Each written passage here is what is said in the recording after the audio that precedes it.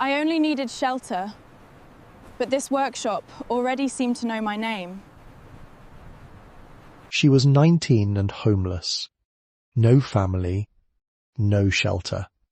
No inheritance, just a canvas bag and $5 she had hidden inside her coat after signing away what was left of her old life. And with that $5, she bought a forgotten sextant maker's workshop outside Newport, Rhode Island, Newport County, in 1912, the year the old room vanished from local maps. The roof sagged above the empty workshop. The floorboards were rotten beneath the broken machines.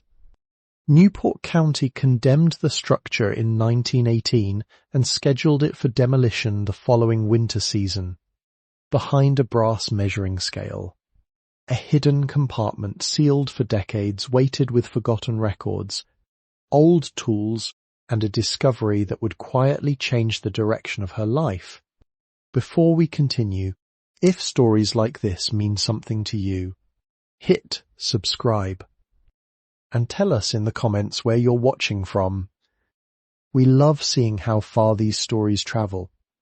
Maya Whitmore had been searching for a place to belong her whole life without knowing it. She grew up near the grey edge of the Rhode Island coast, where the smell of salt water entered the wooden frames of old houses, and every family story seemed attached to a harbour, a boat, or a person who had once crossed the ocean. She learned early that careful hands mattered. Her father repaired clocks until his fingers could no longer hold the tiny screws, and her mother kept old letters arranged by year inside a cedar drawer. Her father, Thomas, taught her that broken things rarely revealed their worth until someone was patient enough to examine them. He would place damaged watches on the kitchen table and let Maya sort the gears into small ceramic dishes. She did not understand the lesson then. She only knew that quiet work made the house feel steady. The person who shaped her most was her great-uncle, Elias Whitmore, though she always called him Uncle Elias. He had spent his life making navigational instruments for sailors who trusted brass, glass, and mathematics more than guesses. His workshop sat behind his narrow coastal home, filled with the sounds of careful labour. Every Saturday morning Maya visited him. He would unlock the workshop before sunrise, pour 2 cups of coffee, and let her sweep the floor before touching anything. He believed every tool carried a memory of the hand that used it. He showed her how bronze changed colour under heat, how a mirror inside a sextant needed a perfect surface, and how a single careless mark on a dividing engine could ruin an entire instrument. The workshop was not large, but Elias treated it like a place of quiet importance. He kept old measuring tools wrapped in cloth and stored his notebooks in a wooden cabinet that smelled of cedar and oil. Maya spent years listening to the same slow explanations, watching the same deliberate movements.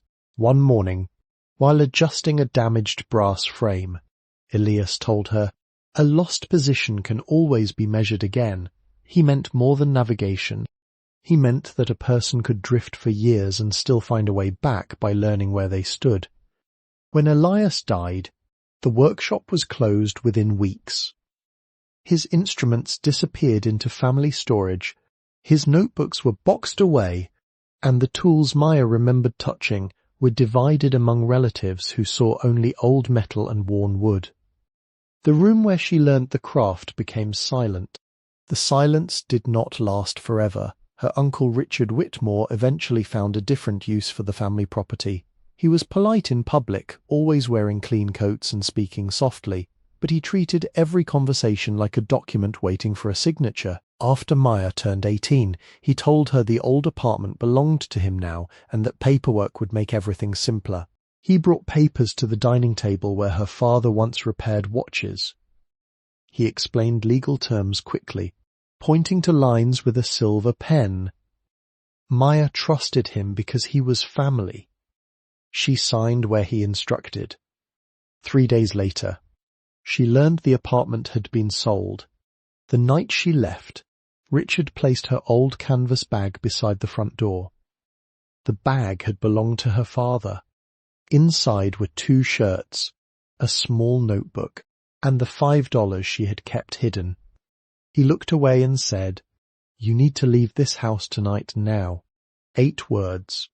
Maya stood there waiting for her mother to say something.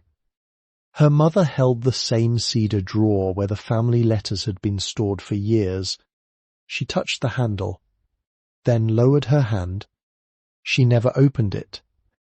She never spoke. The next 6 weeks became a collection of places that were never meant to be home. She slept behind a closed bakery in Providence after the owner allowed her to stay beneath the back awning. She spent 3 nights in a bus station in New Haven, Connecticut, sitting upright with her bag pressed against her knees. She washed her clothes in a public restroom outside Hartford and counted coins beneath a library table because counting was easier than wondering. The $5 became $3.40 after food, then $175 after a bus ticket. By the end of the second week, she carried only 48 cents and a pencil stub. She walked through cities where nobody knew her name. Providence, New Haven, Hartford, small towns between them where she waited for daylight before moving again. The strange thing was that she never threw away the old notebook. Inside were the few things she remembered from Uncle Elias. Measurements, tool names, small notes written in her uneven handwriting when she was a child. One rainy afternoon, she entered a public library in eastern Connecticut to warm herself. The librarian did not ask questions. She simply pointed toward a table near the window where old newspapers were available. Maya searched through classified advertisements because they were one of the few places where people still sold things without needing to know who you were. That was where she found the notice. It was only 4 lines. Former Navigational Instrument Workshop. Contents remaining. Structure condemned. Buyer accepts property as found. $5. There was no photograph. No description of the tools. No promise of restoration. Only an address near Newport. Maya read the advertisement 3 times. She traced the words with her finger, especially the phrase, as found. It sounded like the kind of place Uncle Elias would have understood.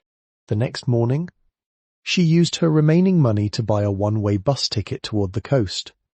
She carried the canvas bag, the notebook, and the memory of a workshop that had disappeared before she was ready to lose it. She did not know what waited behind that locked door, but she knew one thing. Somewhere near Newport Harbor, an abandoned room still carried the name Whitmore, and Maya was about to find out why. The bus left Maya at the edge of Newport on a grey morning when the harbour wind carried the smell of salt, coal smoke, and wet wood through the streets. She walked the remaining 7 miles. The road toward the old workshop was narrower than she expected. It followed stretches of farmland, then curved past older stone walls where moss had grown between the rocks. She carried her bag over one shoulder and kept Uncle Elias's notebook inside her coat so the rain could not reach the pages. The first night, she slept in a hay barn owned by a farmer who found her standing near the road after sunset. He did not ask for her story. He only pointed toward the open side of the barn and said there was dry hay in the corner. The temperature dropped to 34 degrees Fahrenheit before sunrise. Maya woke several times during the night. Each time, she heard the wooden beams shifting above her and the distant sound of horses moving in the field. She placed one hand over the notebook beneath her coat and waited for morning. By the time she reached Newport proper, her boots were damp and her shoulders ached from the walk. The town was larger than she imagined. Ships moved beyond the harbour, their masts rising above the buildings like thin lines drawn against the sky. The old maritime trade had changed, but the streets still carried traces of people who once measured their lives by tides, winds, and stars. She passed 5 businesses that told her she was in the right place. Harrington Ship Chandlery with its windows full of rope and brass fittings, Bell & Sons Hardware where iron tools hung from wooden walls, the Newport Marine Supply Company near the docks, Carter's Dry Goods with bolts of canvas stacked behind glass, and Whitaker Coffee House, where sailors and merchants still gathered every morning. The address from the advertisement led her away from the busiest streets toward an older section of the county. Before reaching the property, she stopped at the county clerk's office. The building stood beside a courthouse made from pale stone. The front steps were worn smooth from decades of footsteps. Inside, the air smelled of paper, dust, and furniture polish. A woman behind the main desk looked up when Maya approached. She was older, perhaps in her late 60s, with silver hair pinned tightly behind her head. A small brass nameplate rested on the desk. Elizabeth Marlowe. The woman adjusted her glasses and looked at the folded advertisement in Maya's hand. You understand this is not a normal property purchase? Correct. Yes, ma'am. You understand the structure has been condemned? Yes, ma'am. You understand the county will not provide repairs, inspections, or assistance? Yes, ma'am. You understand the sale is final once recorded? Yes, ma'am. Elizabeth studied her for a moment. Most people who came to her office wanted houses that were already standing. They wanted clean walls, working plumbing, and some certainty that tomorrow would resemble today. Maya wanted a place nobody else wanted. The clerk opened a large record book and turned pages carefully. Her fingers stopped at the correct section. The purchase amount is $5, she said. Maya nodded. Elizabeth prepared the document, then pressed a brass stamp into red ink.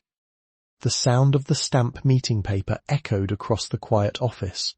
A small, official sound, A, beginning disguised as paperwork. Sign here, Elizabeth said. Maya held the pen. Her hand shook once, but she steadied it before writing her name. The clerk watched closely. Then something changed in her expression. Whitmore. Maya looked up. Yes, ma'am. Elizabeth touched the page with one finger. I knew that name. Maya waited, not from this property record. From years ago.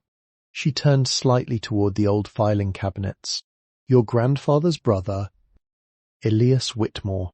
Maya stopped breathing for a moment. The clerk continued quietly. He came here many times. He repaired instruments for sailors. Precise man, never rushed. He once told me a person could learn more from a damaged tool than a perfect one. The words sounded like something Maya had heard before. Not the exact sentence, the same way of thinking. Elizabeth closed the book. Your family had a connection to that workshop. Maya folded the document and placed it carefully inside her bag. Thank you. Elizabeth looked toward the window. You should know something. That building has been empty for a long time. I know. No, Elizabeth said gently. I mean it has been waiting a long time. Maya left the clerk's office carrying the deed. The walk to the property took another 40 minutes. She followed Old Harbour Road, a narrow route that passed weathered fences and abandoned fields. A neighbour named Samuel Pike was repairing a gate near the road.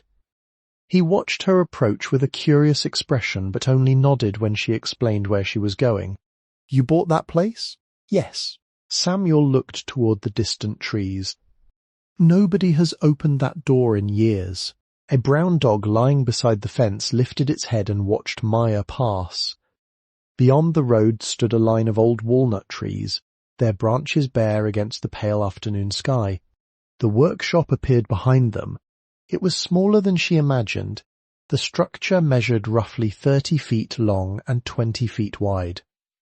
The walls were made from old timber framing covered with weathered boards that had turned silver with age. The roof dipped slightly on the eastern side, and a brick chimney leaned above it like a tired finger pointing upward. A faded wooden sign hung beside the entrance. Whitmore Navigational Instruments. Half the letters had disappeared. Maya stood there for several minutes. The door was locked, but the key from the clerk's office fit. When the door opened, the The first thing she noticed was the smell. Old wood, rust, dried oil. The room held the scent of decades that had never fully left.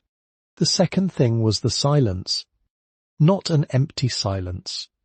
A waiting silence. Dust covered the floor, but beneath it she could see marks where heavy machines had once stood. The broken lathe sat against the back wall. A cracked lens rested beside a pile of brass scraps. Cobwebs stretched between shelves where small tools remained exactly where someone had placed them. Maya moved slowly. Her fingers touched the edge of a workbench covered in scratches. She could feel the history of the room through the damaged surface. The front room held the old instrument tables.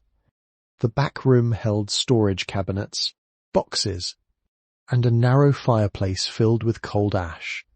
She opened a window slightly. The sound of the harbour entered. Waves, wind, a distant bell. That night, she slept on the floor beside the fireplace with her coat folded beneath her head. The boards were hard. The room was cold. But for the first time in 6 weeks, she was not waiting for someone to tell her where she could go. She was already somewhere. In the storm of life, you can still find land if you know how to measure your position through the stars. The first 3 days inside the workshop were not spent searching for secrets. Maya did not open every cabinet or pull apart every machine. She knew enough from Uncle Elias to understand that old places revealed themselves slowly. A careless hand could destroy what patience preserved. On the first morning, she checked the well behind the workshop. The wooden cover was warped, and the rope had hardened from years of weather, but the water below was clear after she lowered a small bucket and waited. The outhouse leaned slightly toward the field. She repaired the door latch with wire from an old storage box and marked the loose boards with chalk. The floor became its own language. By the third day, she knew which boards near the entrance creaked sharply, which ones whispered beneath her weight, and which section near the back wall carried a deeper sound like a hollow drum. She remembered Uncle Elias saying that craftsmen listened before they touched. The first person to offer help was Samuel Bell, owner of Bell & Sons Hardware. His store stood between the Harbour Road and the older neighbourhoods of Newport. The front window displayed nails, hinges, rope, and hand tools arranged with the careful order of a person who disliked waste. Samuel himself was easy to recognize. He had a missing tip on his left index finger from an accident with a saw when he was young. He kept that hand wrapped around a wooden cane, not because he needed it, but because he liked having something solid nearby. When Maya entered his store, she placed a list of supplies on the counter. Samuel read it. "You are repairing that workshop, trying to—" He looked at the list again. Most people would have walked away. Maya folded the paper. Most people did. Samuel did not answer immediately. He opened a drawer beneath the counter and removed an old notebook. "Your grandfather's brother bought supplies here." Maya looked up. "Uncle Elias." Samuel nodded. "He always paid on time. Never asked for favours. But I remember something else." "What?" "He repaired things before replacing them." Samuel tapped the notebook. "I will open a credit account." Maya shook her head. "I cannot promise when I can pay. I did not ask for a promise." He pushed the notebook toward her. "I asked if you were going to work." She signed her name. Before she left, Samuel gave her a thin manual covered in faded green cloth. "Basic restoration of coastal timber structures." "It is old," he said. "So am I." Maya almost smiled. The first purchases were small. A chimney brush cost $3.25. A steel scraper cost 140 cents. A bag of hydrated lime cost $2.75. A hammer handle cost $1.90. A roll of cotton rope cost $4.10. Samuel added the amounts to the account without comment. Maya returned to the workshop carrying supplies wrapped in brown paper. The chimney was the first thing she repaired because every other improvement depended on heat. She climbed carefully onto the roof and examined the brickwork. The damage was worse than she expected. Years of freezing and thawing had cracked the outer layer. Black creosote had built up inside the flue. She spent the first afternoon removing loose pieces of mortar with a narrow chisel. She cleaned the interior using a stiff chimney brush attached to extension rods, turning it slowly so she did not damage the older brick. The creosote came away in dark flakes. The work took 6 hours. The next day, she cleaned again, then again. 3 days passed before the chimney was safe enough to test. On the 4th morning, she built the smallest fire she could, a handful of dry wood, a few strips of paper. Nothing rushed. She watched the smoke. At first, it curled uncertainly near the fireplace opening. Then it moved upward and disappeared into the chimney. Clean draw. The workshop changed with the first fire. Not dramatically. The walls did not become new. The floor did not become smooth. The old machines remained broken. But warmth moved through the room. Maya cooked her first hot meal there that evening, potatoes, onions, and a small piece of bread purchased from the market. She ate sitting on an overturned crate beside the fire. For the first time since leaving home, she did not eat while planning where she would sleep next. The workroom behind the main area became her next task. She did not inventory everything. She chose only what mattered. A brass compass with a cracked lid, a wooden pattern block shaped like part of a sextant frame, 3 unfinished bronze pieces wrapped in cloth, a dividing engine gear missing one tooth, a small glass lens with the edges protected by paper, and a leather notebook with blank pages waiting beside the old tools. Each object carried a question. Not a mystery. A question. Why had someone kept this? Why had someone left it here? She began cleaning the workbench near the back wall. That was when she noticed the sound. Not a loud sound. A different sound. When she placed her hand against the surface and tapped gently, most of the wood responded with a solid knock. One section answered differently. A faint hollow tone. Maya stopped. She tapped again. The same sound. She measured the area with her fingers and found the edge of a narrow wooden panel hidden behind years of dust and oil. The panel was not loose. It was deliberate. She cleaned around it slowly. Behind the panel was a cedar disc fitted into the wall. The wood had darkened with age but remained intact. She removed it carefully. Inside was a small wrapped bundle. Maya carried it to the table.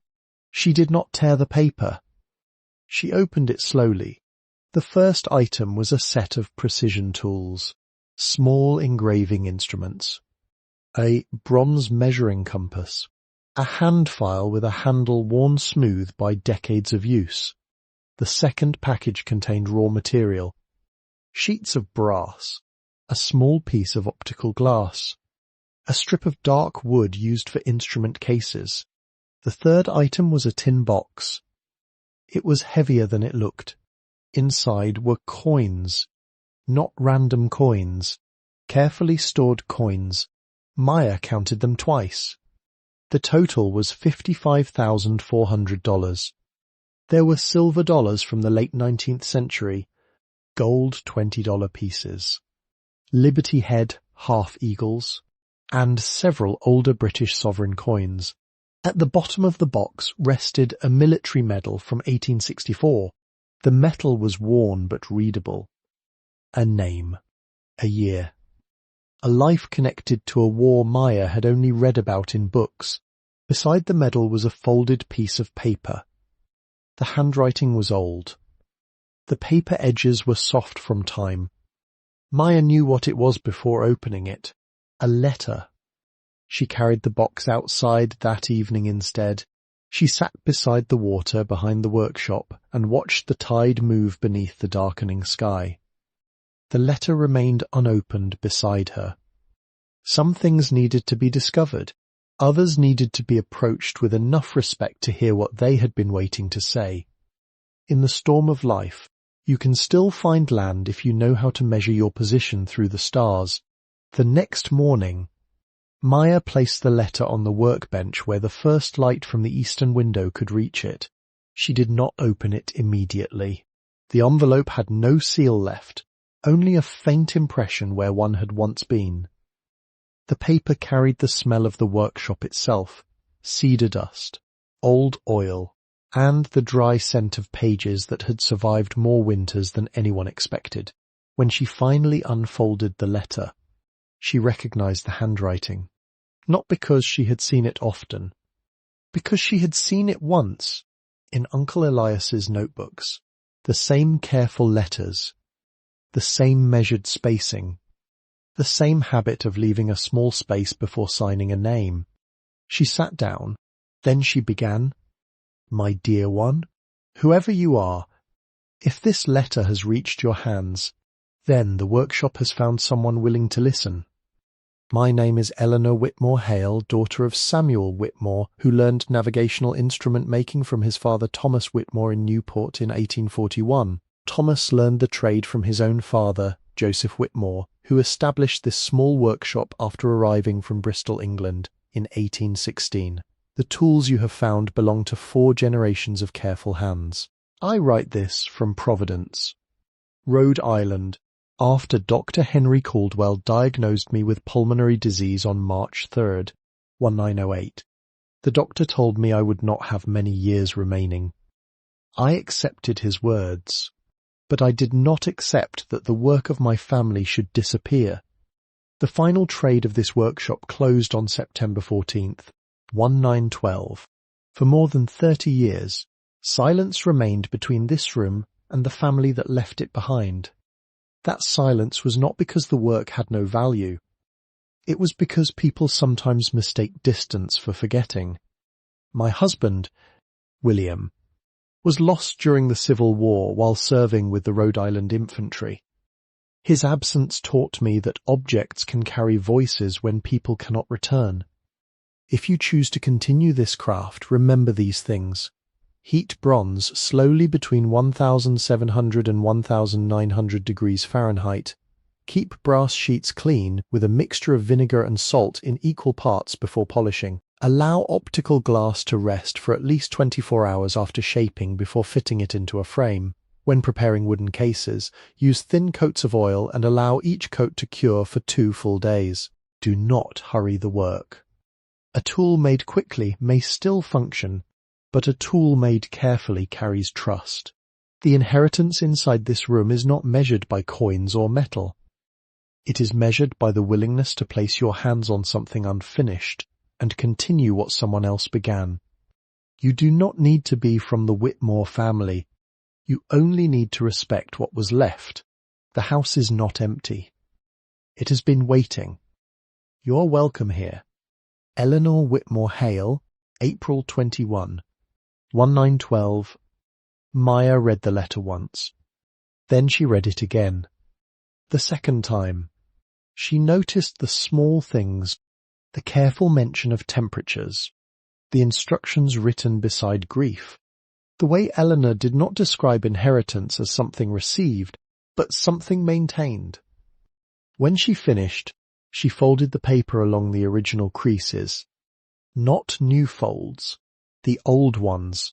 She carried the letter through the back door and walked behind the workshop toward the eastern side of the property.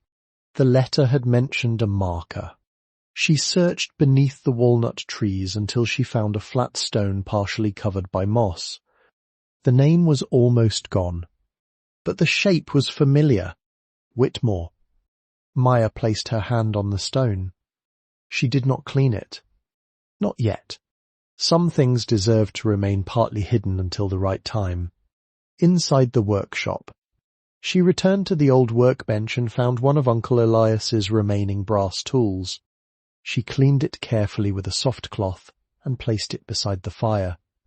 Then she lit the old oil lantern that had been sitting untouched on the shelf. The flame moved behind the glass, small, steady. Over the following days, Maya began remembering the people who had quietly helped her reach this room. Samuel Bell, who opened a credit account before she had proven anything. Elizabeth Marlowe, who recognized a family name and offered truth instead of doubt. The farmer who left the barn door open on the coldest night of her journey. And the librarian who pointed toward the newspaper table without asking why a 19-year-old girl needed warmth. Small kindnesses rarely announce themselves. They simply remain where someone left them. Before we continue, tell us about one small kindness you still remember. Was there a person who helped you at a moment when you needed it most? Even if they never knew how much it mattered. That evening, Maya slept beside the old fireplace with the heirloom tools wrapped in cloth beside her. The letter rested beneath her pillow. The workshop remained quiet, but it was no longer empty. The first snow arrived on December 2nd. 191. 4 inches covered the eastern side of the workshop before sunrise, collecting along the sagging roof where old shingles had begun to separate. Maya stood beneath the leak points with a bucket in each corner and read Eleanor's restoration notes 3 times before touching a single board. The roof measured approximately 30 feet by 20 feet. She calculated the replacement materials carefully: 12 bundles of cedar shingles, 2 rolls of roofing felt, and nearly 5 pounds of galvanized nails. Samuel Bell looked over her order and disappeared into the back room. He returned holding an old leather roofing hatchet. "My uncle used this." Maya accepted it carefully. "I cannot pay for it." Samuel shook his head. "Then keep it working." The local roofer who helped her was named Arthur Cole. He was 70 years old, with white eyebrows that moved more than his voice. He had repaired coastal homes before Maya was born. When she offered payment, he refused. "Your grandfather fixed my father's compass." That was all he said. The roof took 11 days. They replaced the damaged sections one piece at a time. Arthur showed her how to check a sister rafter before adding weight, how to snap a straight chalk line across uneven wood, and how to drive nails with 3 controlled strokes instead of forcing them. The first day she hit a nail crooked. Arthur looked at it. "That nail's proud." Maya removed it. "Pull it." He handed her the hatchet. By mid-December, the roof held against the wind. The workshop no longer leaked above the main room. It was a small victory. But small victories were how old places returned. The chimney required more patience than strength. Several bricks had begun to spall from years of freezing rain. When Maya removed the damaged sections, powdered mortar fell into her hands like dry sand. She mixed hydraulic lime with fire clay in a careful ratio, following Eleanor's notes and adjusting only when the older bricks required softer treatment. The work lasted 3 weeks. Most mornings stayed in the 20s Fahrenheit. Every 15 minutes, Maya stepped away from the wall and warmed her hands near the temporary stove. Her fingers went numb so often that she began setting a small timer beside her tools. Work. Warmth. Work again. The hardest part was accepting that progress was sometimes measured in inches. At the end of January, she built a small test fire. She watched the smoke. The repaired chimney drew clean. No hesitation. No grey cloud pushing back into the room. Maya sat beside the fire until the last ember faded. The floors were worse than they appeared. Years of salt air had darkened the white pine planks almost black. Some boards still held their original rosehead nails, hand-cut and uneven in the way older craftsmanship often was. Maya rented a random orbit sander from Samuel's store. $14 for 1 day. She worked slowly. The first pass used 80 grit paper to remove the rough surface. The second used 120 grit to smooth the grain. The final pass used 220 grit until the boards felt almost soft beneath her hand. She applied 3 coats of oil. Each coat required patience. 48 hours of curing between the final applications. The colour changed gradually. What had looked like damaged wood became a deep shade between dark honey and mahogany. The floor began showing its age differently, not as damage, as history. There was one morning when Maya did not work. The wind was still, and a great blue heron stood near the marsh behind the workshop. She watched it for almost an hour. No tools, no measurements, no repairs. Only the bird standing perfectly still in the cold water. Then Maya returned inside. The windows took longer because each one carried a different problem. There were 8 total. 3 had no glass remaining. 4 held cracked panes. 1 original pane from 1788 remained intact. Maya refused to replace it. She cleaned around the old glass and preserved it exactly as Eleanor had instructed. For the damaged windows, she used DAP 33 glazing putty, pressing it into the frames with a small knife and smoothing the edges carefully. The sash cords were replaced with 1/4-inch cotton rope. At each counterweight, Maya tied the cord using a figure-8 knot. The final window took an entire afternoon. When she finished, she stepped back and looked through the repaired glass. Outside, a chickadee landed on a walnut branch. It remained there for several seconds. Then it flew away. Maya closed the window gently. The workshop was learning how to hold warmth again. The walls near the chimney remained unfinished. Maya discovered the original interior had been built with horsehair plaster pressed onto hand-split oak lath.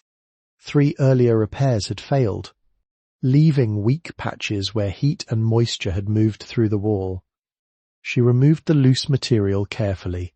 Samuel Bell found an old bag of horsehair in his storage room. "Someone saved everything here," he said. The new lime plaster required patience. The scratch coat was applied first and scored before drying. The brown coat followed at 3/8 of an inch and needed 72 hours before the finish layer could be added. The final coat measured only 1/8 inch. Maya repaired the same area 3 times before the mixture held correctly.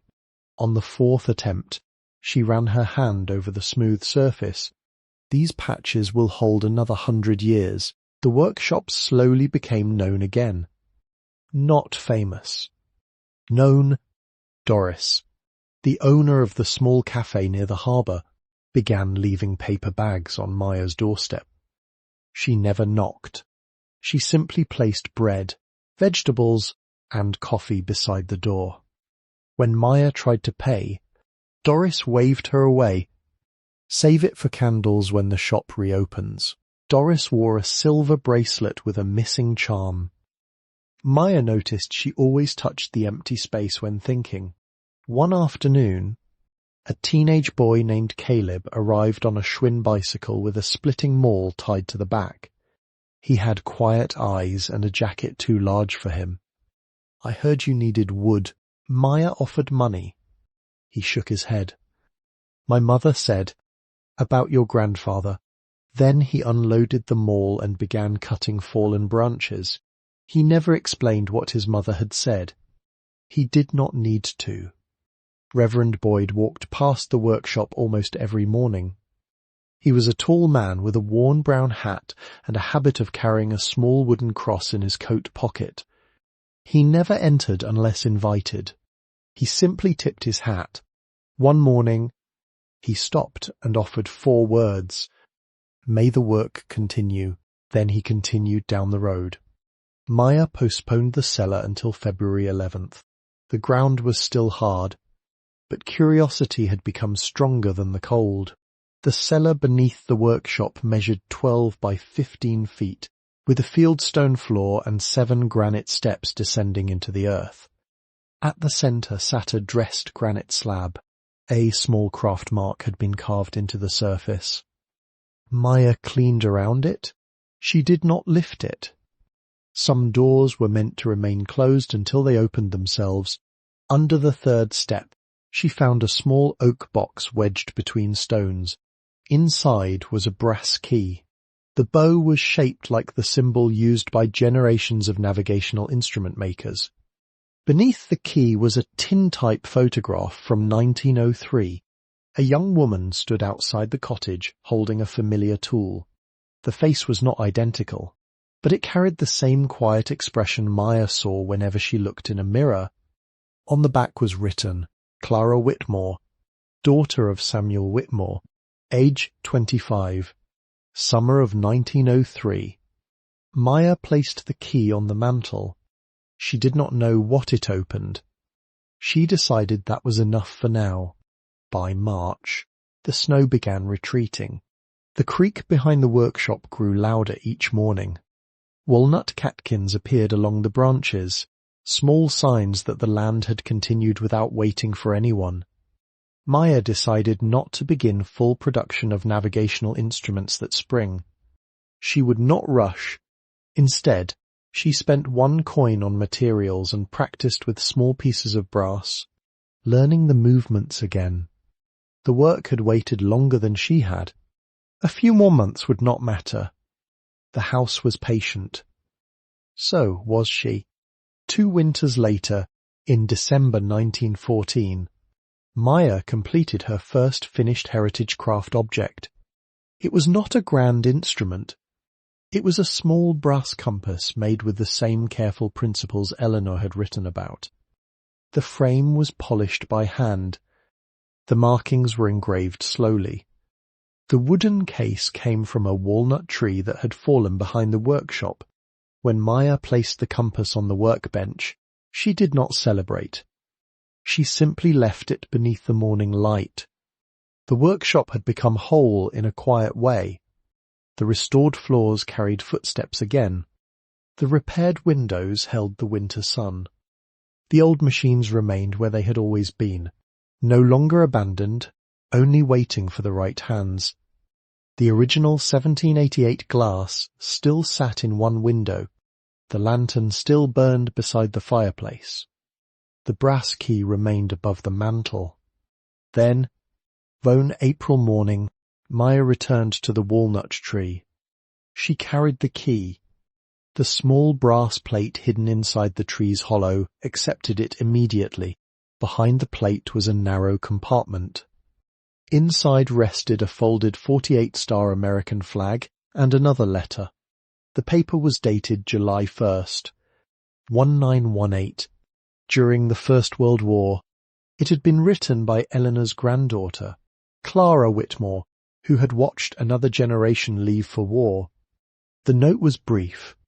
It spoke about waiting, about returning, about keeping a place ready for those who came home. Maya folded the letter carefully. The flag was later honoured at Newport Memorial Cemetery on November 11th, 1918, the anniversary date remembered for the end of the First World War. The military medal found inside the hidden compartment was placed there with respect beside the names of those who served. Maya never treated the discovered money as a reward. The $55,400 remained mostly untouched. She used only 3 coins, one for new brass stock, one for optical glass, one for repairing the oldest tool in the workshop. The remaining collection was sealed in the original tin box. On the lid, Maya wrote, "For the next one." The shop reopened quietly. There was no announcement, no celebration, only a small index card placed on the corkboard inside Doris's cafe. Whitmore Navigational Instruments. Repairs and small commissions accepted. Within months, more than 40 names appeared on the mailing list. Mostly sailors. Mostly families who still believed careful work mattered. One spring afternoon, Caleb returned. He was older. The Schwinn bicycle was gone. In its place was a wooden cart carrying a hand-carved sign. It read, Whitmore Navigational Instruments, Daughters. Maya touched the carved letters. You made this? Caleb nodded. My mother said every place needs a future. The sign hung above the door, not as proof of success, as proof that something could continue. Years later, Maya began writing her own letter. She started with the same words Eleanor had used. My dear one, whoever you are.